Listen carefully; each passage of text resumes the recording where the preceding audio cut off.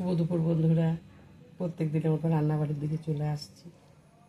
রান্নাবাড়ি হয়ে গেল, আজকে একটু ভিডিওটা দিতে একটু দেরি হয়ে গেল বন্ধুরা। তো দেখো কী রান্নাবাড়ি করছি, শর্টকাটেই করছি, বেশি কিছু করি নাই। কালকের তরকারি আছে, এই দেখো কালকে চিচিঙ্গা ভাজা আছে, অল্প করলা ভাজাও আছে। ডাল চচ্চড়ি করছিলাম কালকে, মুসুরির ডাল চচ্চড়িও আছে বন্ধুরা। আর আজকে শুধু রান্না করলাম খাসির মাংস। এই দেখো বানাই নেই, খাসির মাংস করছি।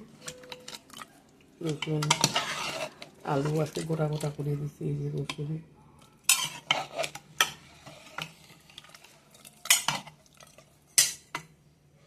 আমি খাসির মাংস করলে কড়াইয়ে কষাইনি প্রেসারে 2-4টা সিটি দিই, সুসিদ্ধ হয়।